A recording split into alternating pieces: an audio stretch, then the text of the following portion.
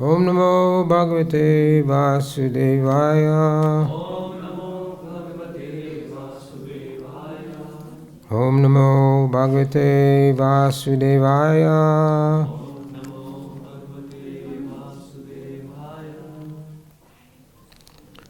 A reading from Bhagavad Gita as it is,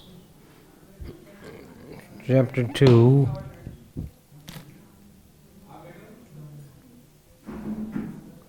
text number 41, page 115, 115.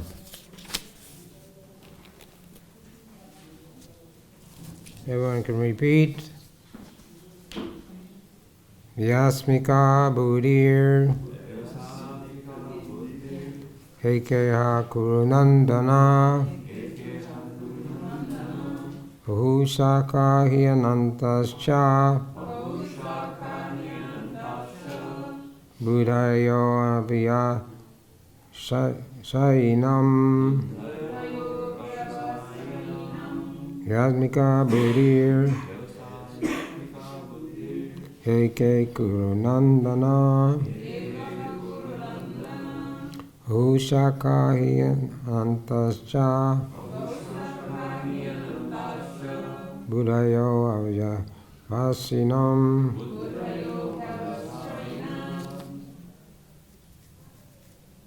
Someone else, please? Someone else?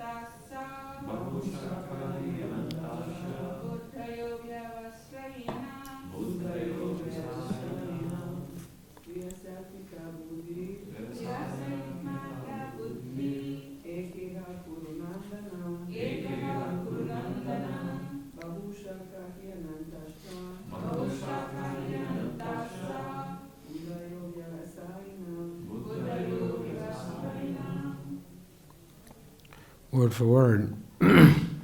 Vyas Admika, resolute in Krishna consciousness. Buddhi, intelligence. Eka, only one. Iha, in this world.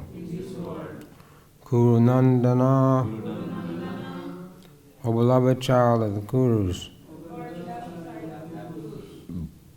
Bahushaka, having various branches. He, indeed.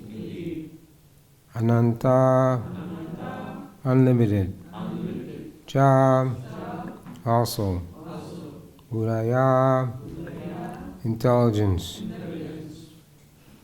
Avyasyainam, of those who are not in Krishna consciousness.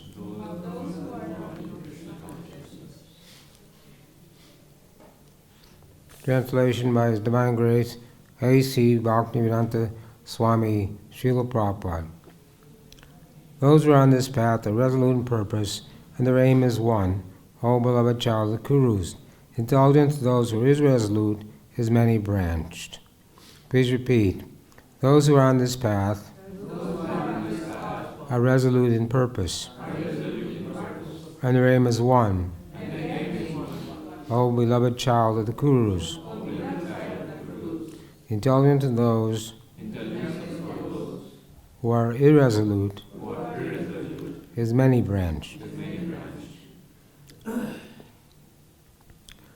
Namo Vishnu Vidaya Krishna Vastaya Bhutale Shrimati Bhaktivedanta Swami Iti Namane Namaste Saraswati Deve Gauravani Pacharni Navase Shunyavadi Paskata Disatani Shri Krishna Chaitanya, Prabhu Nityananda, Shri Advaita Gadadhar, Srivasadi Gaur Bhaktavinda, Hare Krishna, Krishna Krishna, Hare Hare, Hare Rama, Rama Rama, Hare Hare. So this verse, today's the third day for the same verse, for those who are attending the class and those who are listening on Radio Land. Class is on the Radio Land on 92 FM. They changed it. It used to be on 99. Anyway, those who aren't able to sit in the class for some reason or other can take advantage of hearing anyhow. So this verse was the verse that inspired Srila Prabhupada to preach Krishna consciousness in the West. Vyasmika Buddhir, one-point intelligence is required for success. Srila Prabhupada told his disciples in 1950, before he spread Krishna consciousness throughout the world, he read the commentary on this verse written by Srila Vishwanath Chakravarti Thakur. He said he was struck by the commentary, which further fixed him in his resolve to follow Srila Bhaktisiddhanta Saraswati Thakur's order to preach Krishna consciousness in English. And the purport by Vishwanath Chakravarti Thakur reads as follows: of all kinds of intelligence, the best intelligence focused on Bhakti Yoga. In Bhakti Yoga, one's intelligence becomes single-pointed or fixed in determination. One thinks, the instructions of my spiritual master is to worship the personality of Godhead by chanting, remembering, serving his feet, and so on, are my only sadhana, my only sadhya, my only livelihood. I'm unable to give up these instructions either in the stage of practice or in the stage of perfection. They alone are my object of desire, my only responsibility. Besides them, I do not desire no other responsibility, not even in dreams. It is all the same to me whether I feel happy or unhappy, whether my material existence is eradicated or not. And Baladev Vijayabhushan comments that Bhagavad Achana Rupaika Niskama Karma Bir Yeshuda Chittaha, accepting transcendental love and service to the Lord as a prime duty, free from all reaction. So Srila Prabhupada was instructed in 1922, his first meeting with Bhaktisiddhanta Saraswati Goswami Maharaj, to preach Krishna consciousness English-speaking world. So Srila Prabhupada looked at his life and soul. And throughout his life from that time, he accepted Bhaktisiddhanta as his spiritual master, not officially, but officially in 1933. He took initiation.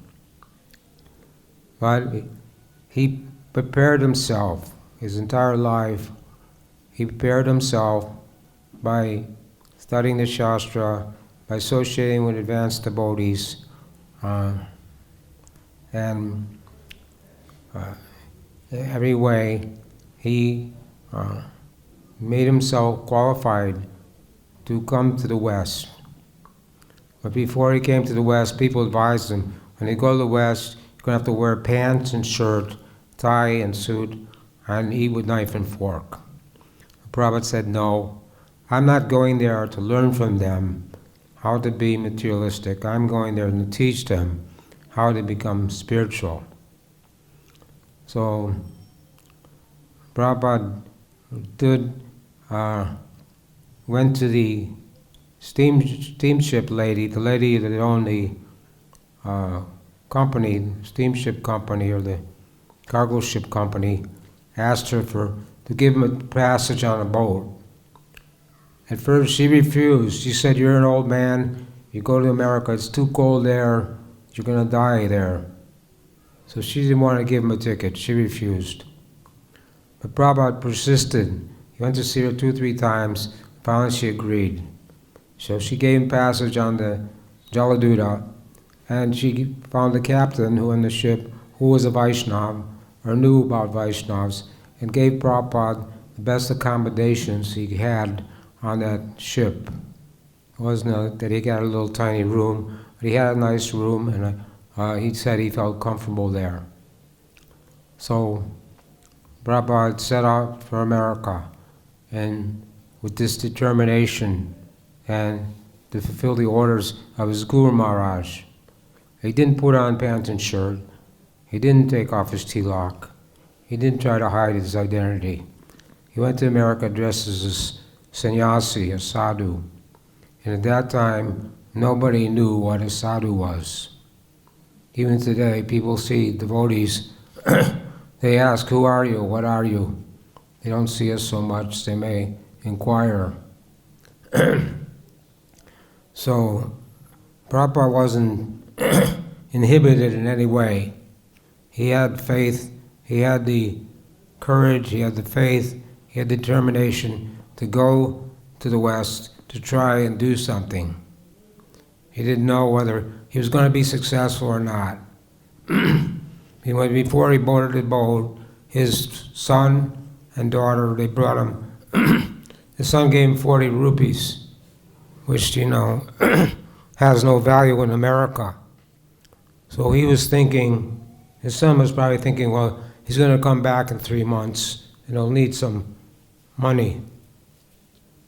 And his daughter came and she gave him some sweets to eat on the boat. So, Srila Prabhupada came to America in this way.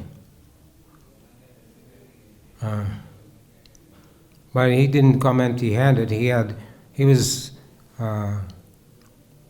the knowledge of the Shastra. He knew the Shastra. He knew his mission. And he knew Maya was very strong. But he wrote one letter, I saw one letter, he said that he could not fall into Maya. But he had some difficulties on the boat, he suffered 2 heart attacks, but somehow, by Krishna's arrangement, he made it to America and started the Krishna consciousness movement. And it was all based on the order of his spiritual master and the desire to fulfill that order, which is conveyed in this verse. So there's 2 words here in this translation, resolute and irresolute. So resolute means to show great determination in all aspects of Krishna consciousness. And irresolute is not to be of those who are not in Krishna consciousness, or those who are fickle-minded. And this will be described in text 42, 43, and 44. Men of small knowledge are very much attached to the flowery words of the Vedas, who recommend various fruitive activities for elevation to heavenly planets, result in good birth, power, and so forth. Being desirous of sense gratification, happy in life, they say there's nothing more than this.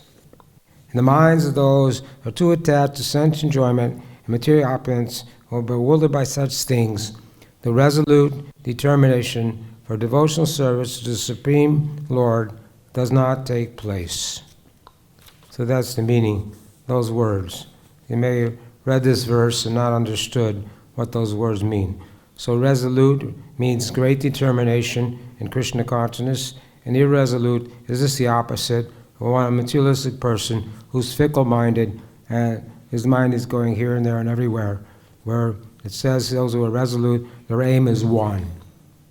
So we'll read the purport gradually, go through the purport for the 3rd time, and explain as much as possible the meaning to this verse.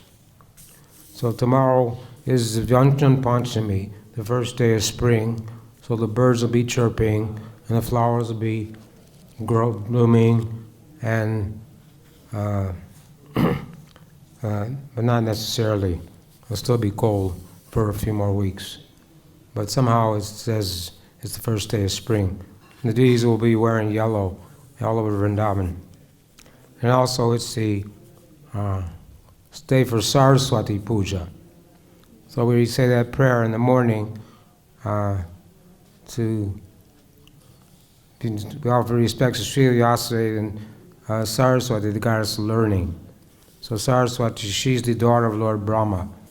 So we don't worship Saraswati for any material benefit, but we worship her to get the intelligence and knowledge to perform devotional service. It's like anything we do in Krishna consciousness is not for sense gratification, it's for the service of the Lord.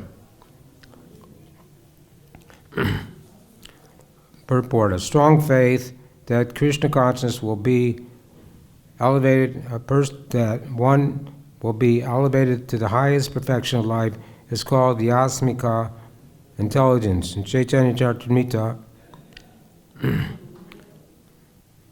Rajalila 22:62 states, faith means unflinching trust in something sublime. When one is engaged in the duties of Krishna consciousness, he need not act in relation to the material world, with obligation to family, tradition, humanity, or nationality. Fruitive activities are the engagement of one's reaction for past good or bad deeds. One's awakened in Krishna consciousness, he no longer endeavors for good results in his activities. One is situated in Krishna consciousness, all activity subject. The highest perfection of Krishna consciousness is renunciation of material conception of life. This state is automatically achieved by progressive Krishna consciousness. So faith, Shraddha. Here it says faith means unflinching trust in something sublime. It's also in Chaitanya Charitamrita, Lord Chaitanya gave a definition of faith. Shraddha sabe vishwa kahe shrida vishaya Krishna bhakti kale sarva karma krita haya. By rendering transcendental loving service to Krishna, one automatically performs all subsidiary activities. This confidence, firm faith, favorable to the discharge of devotional service, is called Shraddha. So faith, people put their faith in many things. Like if you have some money, you put your money in the bank, or you have faith that the bank will keep your money safe. Or if you need to shave your face, you go to a barber and you have faith that he's not going to cut your throat, but he's going to shave you properly. But these are material examples. So faith in Krishna consciousness is on the spiritual platform, not the material platform. So faith begins, Tato Shraddha Tata Sadhu Sango Tata Bhajana Kriya Tato Nat Anartha Nivritti Isyat Tato Nishta Ruchitaha. In the beginning there must be faith. Then one becomes interested and associated with pure devotees. Thereafter one is initiated by the spiritual master, executes the regulated principles under his order. Thus one is free from all unwanted habits and becomes firmly fixed in devotional service. Thereafter one develops taste and attachment. This is the way of sadhana bhakti, the execution of devotional service according to the regulated principles. Gradually emotion intensifies and finally there's awakening of love.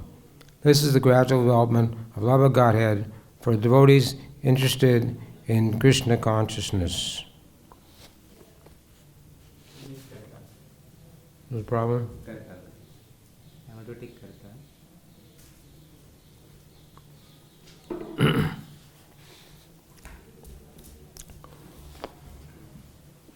So this is the beginning of our Krishna consciousness. And we have many temples in America. So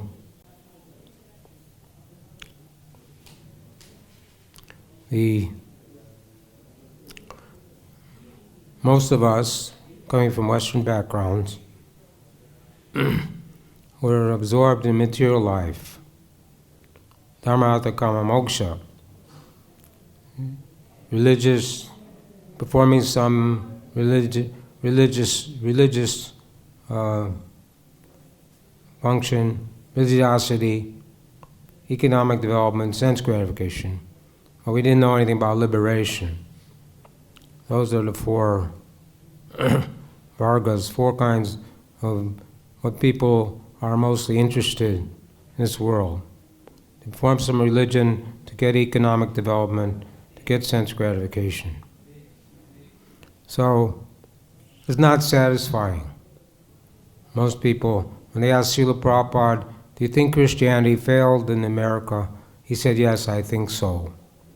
In most of our temples, all in America, I don't know about other places, but there used to be churches or Jewish synagogues, but the people stopped coming.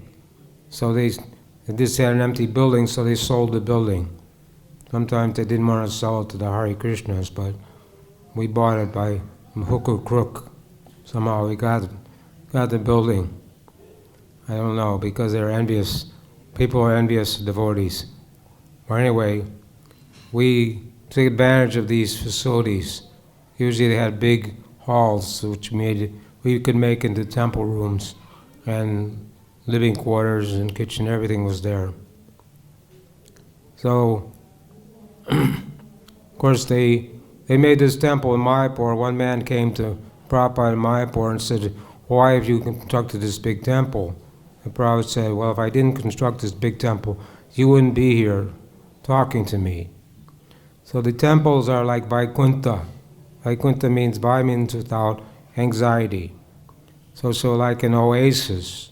When you go to the temple, it's not the material world anymore. It's Vaikuntha. So people beginning is they have some faith. They hear about the Krishna conscious movement, the temple. They see a sign for a free feast.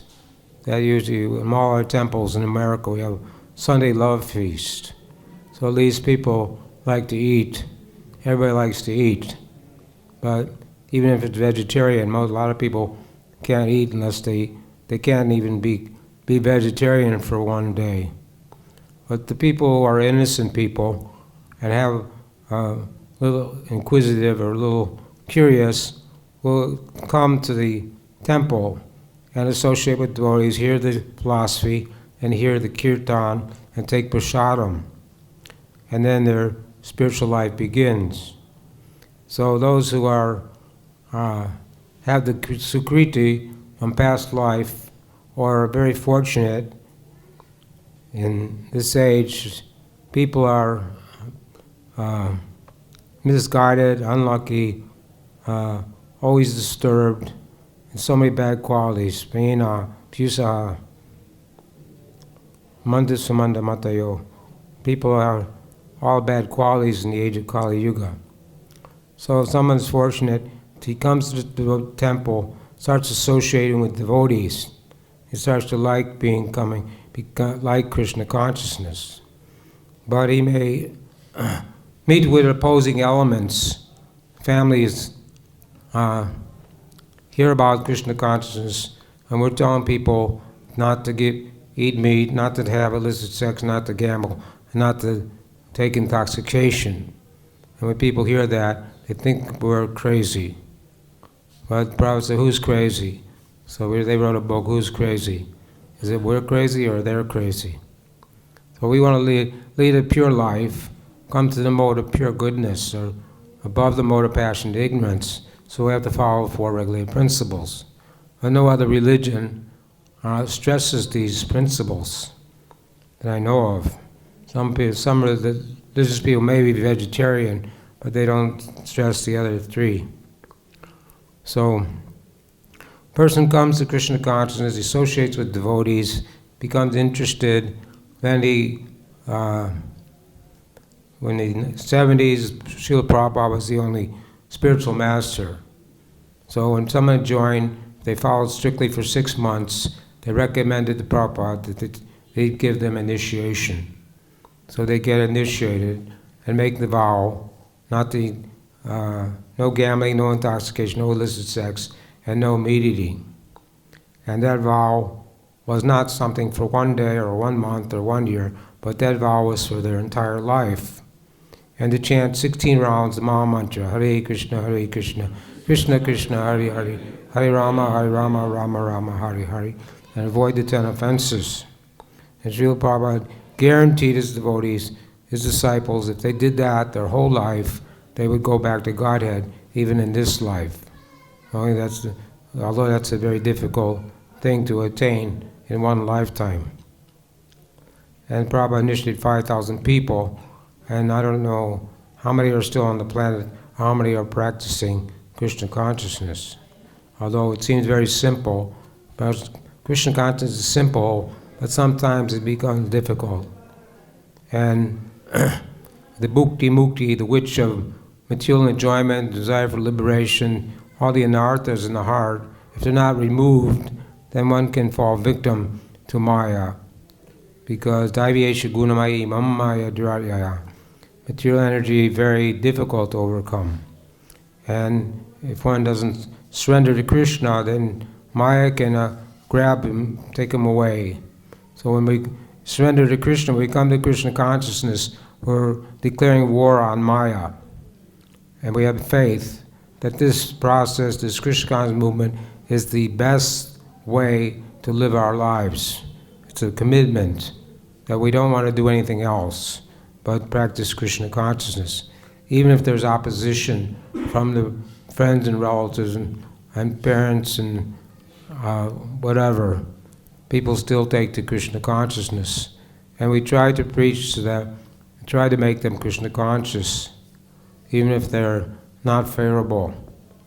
But if they can't, we can only go so far, and we can only give them so much, as much as they can take. But if they're not favorable, we don't have to preach to them, but we can still maintain a friendly relationship. So, after initiation, bhajana kriya, we give up on the unwanted things, then we can come to the stage of higher stage, nista, and then asakti, then ruchi, nista, ruchi, asakti, bhava, and prema. So, to become Krishna conscious, we have to pay one price, and that is we have to have a loyam, or greed, and that comes at the stage of sakti, when you have firm attachment for Krishna, when 75% of the anarthas are gone from the heart. So that's what we're should be trying to attain, a higher level of Krishna consciousness, where we're free from material contamination, we're in the mode of pure goodness, where we're no longer disturbed by the anarthas or unwanted thoughts in the mind. When we chant japa, our mind tends to wander. But when you're on the stage of a sakti or attachment, your mind no longer wanders, and you no longer meditate on your previous life. When a devotee comes to Krishna consciousness, that's his second birth. First birth is from the father and mother, that's your material birth. But second birth is when you take initiation from the spiritual master. So, this is when we start our Krishna consciousness. So even a devotee who should not be derided for his previous life's activities. is considered Vaishnava Aparad. So from birth, somehow or other, if a person becomes a devotee, he should be accepted as a devotee, and despite his birth, it's not by birth, it's by quality. Even Haridas Thakur was born in a Muslim family, but he became the Namacharya. When the Dvaitacharya did the Shraddha ceremony, he's supposed to call the Brahmins, feed the Brahmins. Instead he called Haridas Thakur and said, I'm going to feed you first. Haridas Thakur said, no, you can't do that. I was born in a Muslim family. I'm not qualified. And Dvaitacharya said, you're better than 10 million Brahmins. So, Krishna consciousness is not based on birth. Many people think and criticize Prabhupada for making Western people into Vaishnavas and sannyasis. And that was the desire of Lord Chaitanya, that the holy name be preached and chanted all over the world, every town and village. That didn't mean we just go there and chant and go away, but we make people into devotees, Vaishnavas. And those who are following strictly Prabhupada's instructions should be accepted as Brahmins and Vaishnavas. People shouldn't be envious. But even to this day, people are envious of devotees because they're not born in Brahmin family. But that there are so many statements in the Shastra which counteract that. And it says even if one's born in the family of dog eaters, if he takes the Krishna consciousness, he should be accepted as a devotee. Even we see the story when Narada Muni was walking on the path, he went off the common path. The story is told to Sanatana Goswami, Chaitanya Charitamrita. He was walking along and he was seeing animals that were half killed, were suffering pain. So then he came up to a man who was a hunter. His name was Mugurari the hunter. And Narada Muni said, I came here to beg some charity from you. So the hunter said, yes, I'll give you any, I have so many skins, I can give you so many. No, he said, I didn't want that. I just want you to know why you're only half killing the animals. Why don't you kill them all the way? Well, he said, my father taught me this practice and I get great pleasure in doing this. But then Narada Muni showed him that all these animals he half killed were going to come back and kill him in his next life. And they had to suffer the karma for half killing animals. So Narada Muni said, better that you kill them fully than leave them suffering in this way. So anyway, the hunter eventually surrendered to Narada Muni, became a Vaishnava. And when Narada Muni came back to see the hunter, before the hunter offered obeisances to his guru, he was jumping up and down. So Narada Muni said, well, why were you jumping up and down when I came to see you? He said, well, there were some ants on the road. I didn't want to step on them. So although he was a cruel, vicious hunter and very unkept and got pleasure in half-killing animals, when he became a Vaishnava under the directions of Narada Muni, he didn't even want to kill an ant. So this is one example of someone who was not born in a Brahmin family, who was not a devotee, but was just the opposite. And we hear about Jagai and Madai. There wasn't any sin that Jagai and Madai hadn't committed, but they had not committed Vaishnava Aparad. So Lord Nityananda wanted to deliver them. So Lord Nityananda and Lord Chaitanya, they delivered Jagai and Madai. And the scribes, Yamaraj had 1,000 scribes, he asked them to write down all the sins of Jagai and Madai. So they tried for 1 month, and then they said, it's an impossible task. We can't do it. It's just not possible to write down all their sins. But they surrendered to Lord Chaitanya, and then they started chanting 2 lakhs every day and became Vaishnavas. And they surrendered to Lord Chaitanya and Lord Nityananda. They said, that first Lord Chaitanya said, you have to stop all your sinful activities. They agreed to that, and then they became Vaishnavas. So these examples, people who were very degraded, but because they came in contact with devotees and took the process of Krishna consciousness, their life was transformed. So anyone can take the Krishna consciousness. Our doors are open to everyone. Neighbors are always envious of devotees. We have kirtan in the morning, and we're disturbing their sleep, so they put their radio in the window and blast it into the temple, or do our activities. So we say to these people,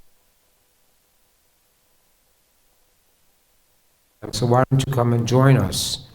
But they say, no, you're disturbing our sleep. We know we'd rather sleep than take the Krishna consciousness.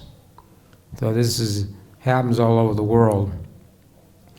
So even in Vrindavan it happened. People next door didn't like, they were ringing the bell, so they started playing music during japa very loud. So we had to negotiate with them. So these are the people who don't take the Krishna consciousness and are irresolute. Now the resolute purpose of a person in Krishna consciousness is based on knowledge. Vasudeva Saramiti Samahama Sudurlabha. A person in Krishna consciousness is the rare good soul who knows perfectly that Vasudeva Krishna is the root of all manifested causes. By watering the root of a tree, one automatically distributes water to the leaves and branches. So by acting in Krishna consciousness, one can render the highest service to everyone, namely self, family, society, country, humanity, etc. If Krishna is satisfied by one's actions, then everyone will be satisfied. Kama Sava Kamubha, Moksha Kama Daradi, Divrani Bhakti Yonikena. What's the last line? What's the last line? Yejita Purusham Param. A person has broad intelligence, were to be full of all material desire, without any material desire, desiring liberation, must by all means worship the Supreme Whole, the personality of Godhead.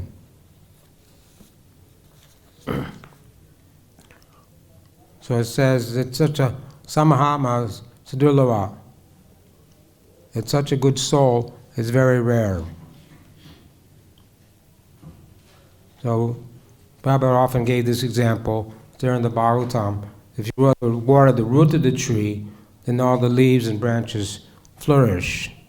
If you satisfy Krishna in Krishna consciousness, then everybody in the world will be, everyone is satisfied by devotional service.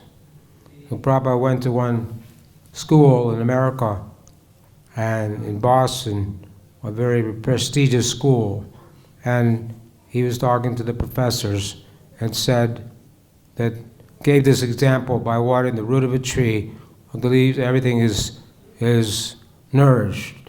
Meaning that if you take the Krishna consciousness, then all other activities all other desires will be fulfilled.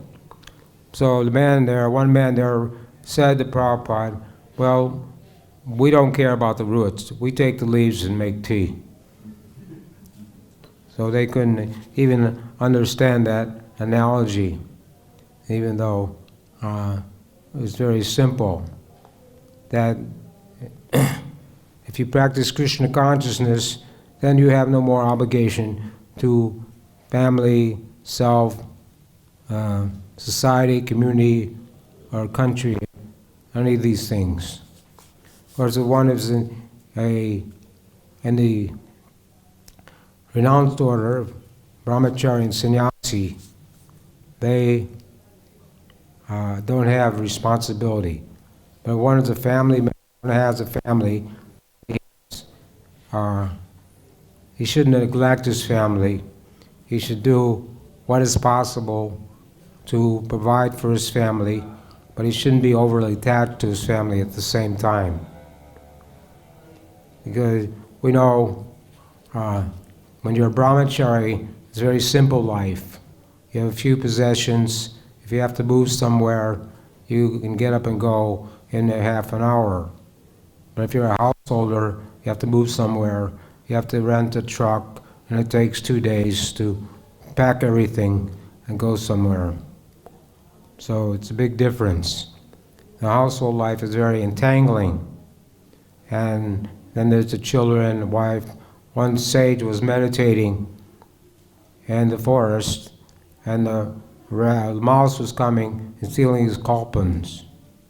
So he didn't know what to do. So he got a cat to chase away the mouse. But then the cat was hungry, so he had to get a cow to give the cat milk.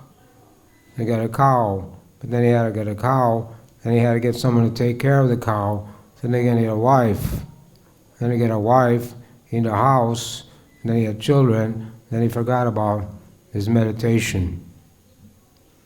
So this is household life, and more and more become more and more implicated. Prabhupada said for householders, 75% less chance going back to Godhead.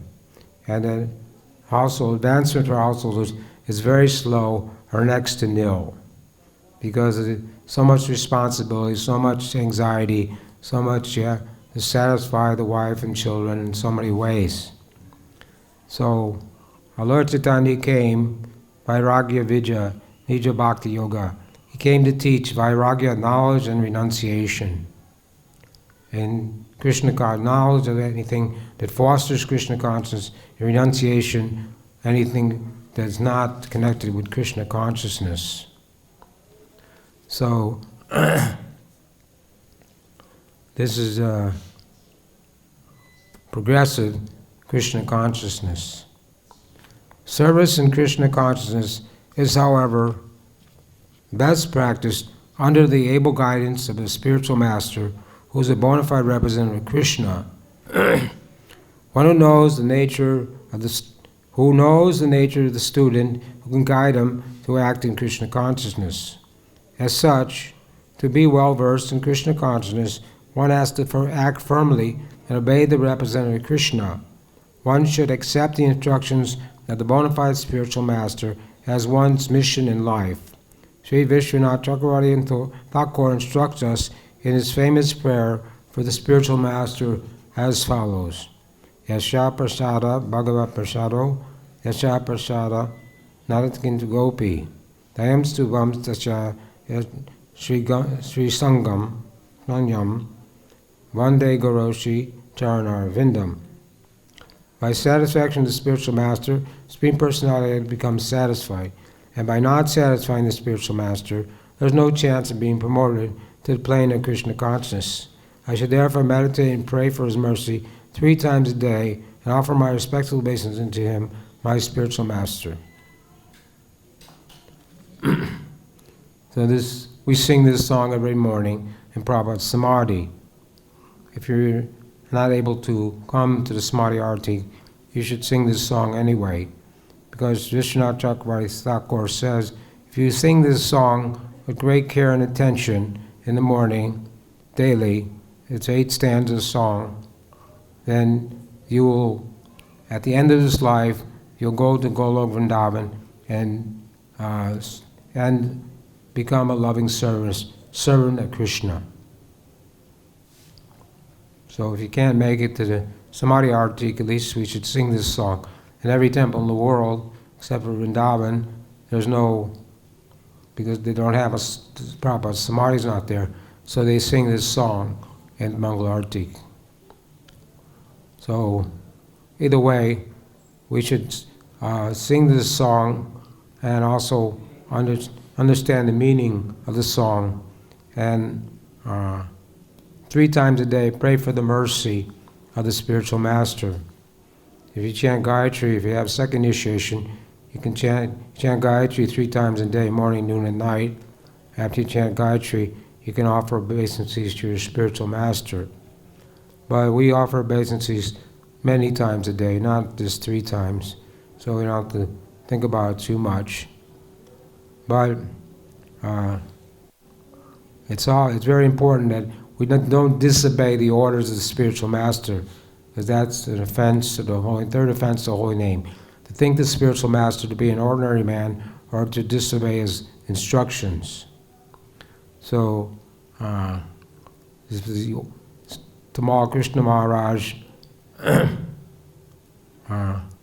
was in Mayapur one year, and the devotees were complaining that his Radha Damodar party was taking all the devotees, brahmacharis, from the temple. So Tamal Krishna Maharaj said to Prabhupada, well, better you send me to China. So the next morning, Srila Prabhupada called Tamal Krishna Maharaj in his room, and he said, you should go to China. Tamal Krishna Maharaj said, well, Prabhupada, I was just joking. He said, no, you don't joke with the spiritual master. You have no other service. You sit here in Mayapur, or you go to China. That's your service. So he actually did. Started out slow. He did go to China, made disciples there. And there are devotees in China now that were initiated devotees in China.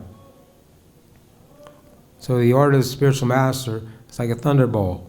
When Lord Chaitanya, when Ishvara Puri sent Govinda to serve Lord Chaitanya didn't want to accept his service because he was his godbrother.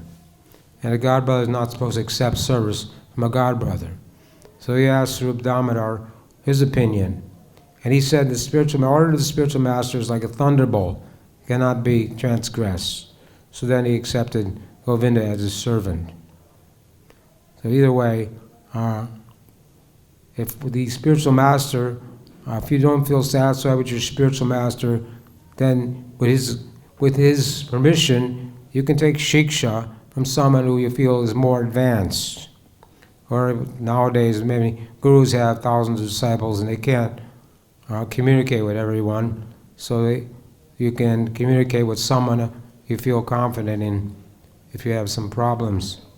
But we should not go outside our sampradaya. That's also considered disobey the orders. Third offense is spiritual master. And Prabhupada didn't like the devotees to even go to see plays by non-devotees or hear the Bhagavad Saptaha, which goes on in Vrindavan. They're having a big pandal down the road. It's not by our Gaudiya Vaishnava line, so we shouldn't go there and hear from them because it says that milk touched by the lips of a serpent causes a poisonous effect. So we shouldn't see dramas or plays or hear the chanting from non-devotees because it will not have the same effect. So this is important. We should understand this. We should always have firm faith in our Guru Maharaj and follow his instructions, whatever they may be. Prabhupada, in the 69, 70, he told his disciples, you go here, you go there, start a temple, preach Krishna consciousness. There was no books, there was nothing, no philosophy, they didn't know anything. But they had faith in Prabhupada's words. Prabhupada told them to do it. And they went and they did it. Prabhupada trained up 3 couples and told them to go to England and start the Krishna consciousness movement. So they did that, and they were successful. And Prabhupada sent devotees to Africa, sent devotees to Europe, sent devotees all over the world to preach Krishna consciousness. All they had was the order of Srila Prabhupada. That was enough. Prabhupada told us to go on Harinam Sankirtan.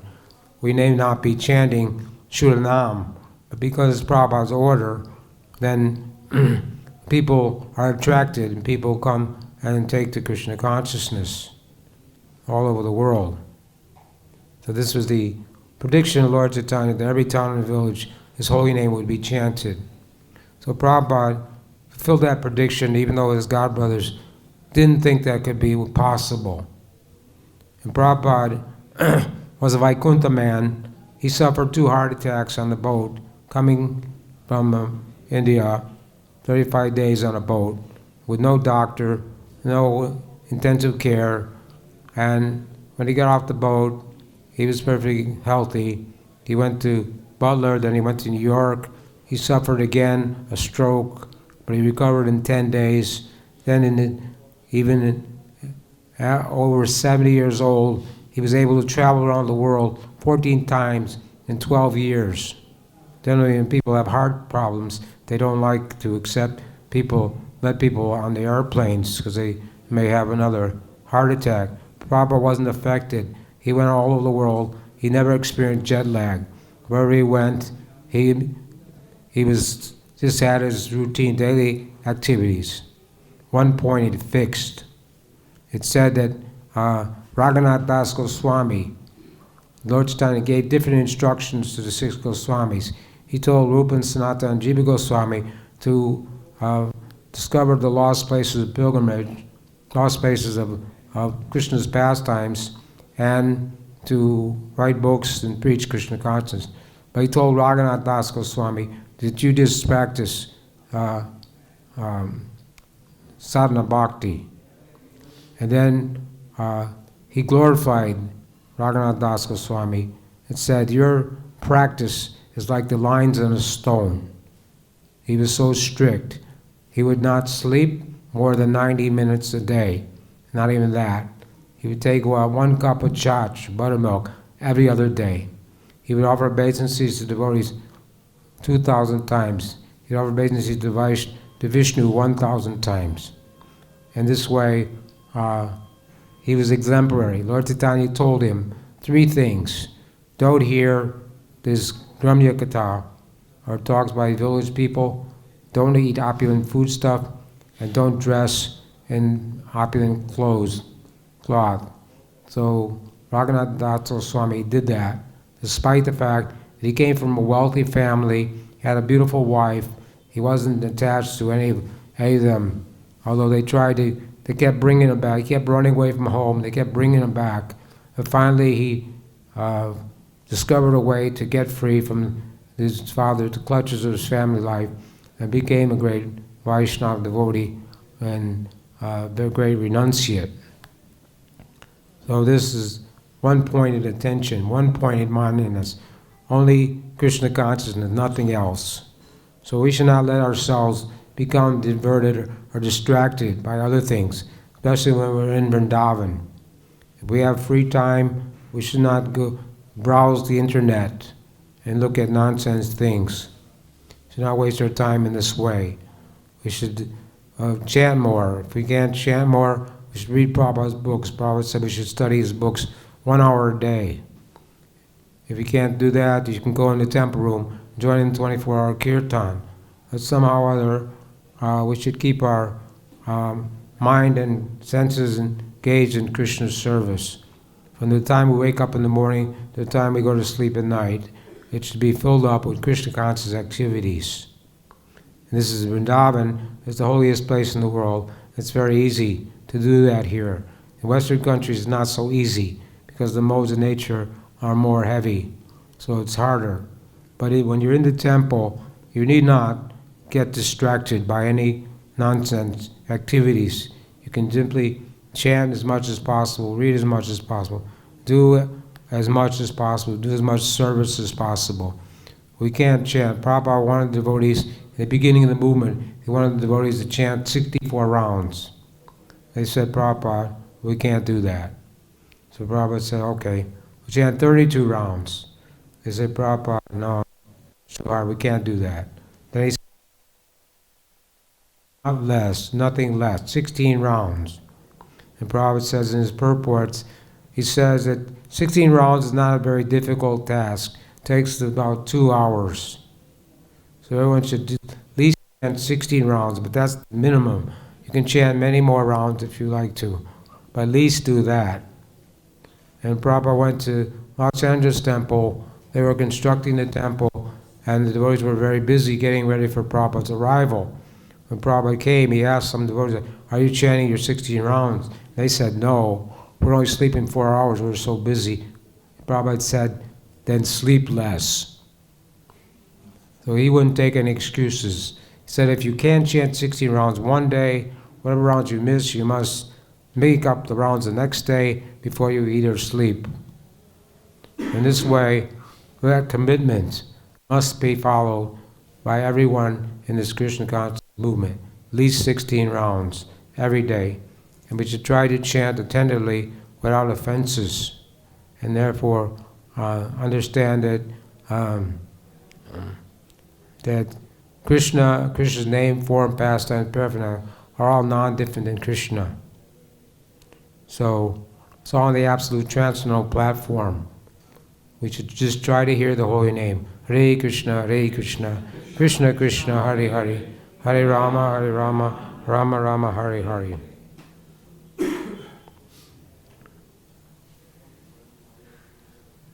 So the whole process, however, depends on perfect knowledge of the soul beyond the conception of the body, not theoretically but practically, when there is no longer a chance for sense gratification manifested in fruitive activities. One who is firmly fixed in mind is diverted by various types of fruitive acts.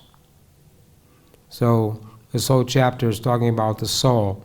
So one must depend on perfect knowledge of the soul beyond the conception of the body, not theoretically, but practically. So when one becomes Krishna conscious or self-realized, he understands in the Javera Swarupa or Nitya Krishna Das that I'm the eternal servant of Krishna, that I'm a spirit soul, I have nothing to do with this material world or this material body. And Lord Rishabdev became Avadut. He wandered the world like a dumb, dull man and like a crazy man. And people would spit at him and hit him and call him bad names and do so many things, but he was unattached. Became an Avaduta because he knew he wasn't the body. He set the example that the Avaduta. And even if he'd stay in one place, he would roll in his stool and urine, so bad elements would not disturb him. But his stool and urine was different than an ordinary person because it smelled like roses up to 80 kilometers. In the same way, there's many examples of people, devotees in Srimad Bhagavatam, who became detached. Maharaj Parikshit, when he heard the curse, the boy, Brahmin boy, he only had 7 days to live. He renounced his kingdom, renounced his family, renounced his animals, renounced everything, went to the bank of the Ganges to sit down and hear from Sukadev Goswami for 7 days without eating, sleeping, or drinking water. So this way he realized that he was the spirit soul and that only these things, eating and sleeping and maintaining the body, these things, even the great souls, they can give up these things. Bharat Maharaj, he gave up his kingdom like when one answers the call of nature. He would immediately leave that place. People would go to the field and answer the call of nature. So they didn't stick around. They just immediately did what they had to do and left that place. So Bharat Maharaj also gave up his kingdom like that because he was advanced in Krishna consciousness. So a Krishna conscious person is no longer, when one becomes a self-realized soul, it says no chance for sense gratification manifest in fruitive activities. Brahma bhuta prashanama nasoshyati nakanchati samasarveshu bhuteshu madbhaktim labhate param. So this is the beginning of Krishna consciousness, when one is no longer influenced by the modes of nature, one's always joyful and practicing Krishna consciousness has no more lamentation, no more anxiety, always joyful. So Srila Prabhupada set the example when he told the devotees, don't take me to the hospital, don't take me to doctors. Even in his final days, he was preaching Krishna consciousness, translating Srimad Bhagavatam, no doctors, no hospitals, no tubes. And what an ordinary man would have feeling great pain. He didn't need any kind of painkillers or anything because he was on this spiritual platform. So we have to be practical though until we come to that level, the Brahma Bhuta platform, until we understand we're not this body, and we have to maintain body and soul together and not neglect our body, but we should use it Nirbandan Krishna Sambandhe Yukta Vairagya Uchite, utilize everything we have in the service of Krishna and make our life successful and go back home, back to Godhead. Devidu Sarvagatim Hi Vishnu. This is the goal of life. This is what Prahlad Maharaj told his father Ranikashipu, that he learned from the best thing he learned from his teachers was that we should not waste this human form of life. Lord Rishabhadev told his 100 sons that you shouldn't use your human form of life, live like the hogs and dogs who simply eat stool, but you utilize human form of life for spiritual advancement, for going back home, back to Godhead. So people don't know this, so we have to preach to people, get them to understand that you shouldn't waste their human form of life in some useless endeavors. We should only take the Krishna consciousness and be happy and make their life successful. So our time is up. Anybody have any questions, comments?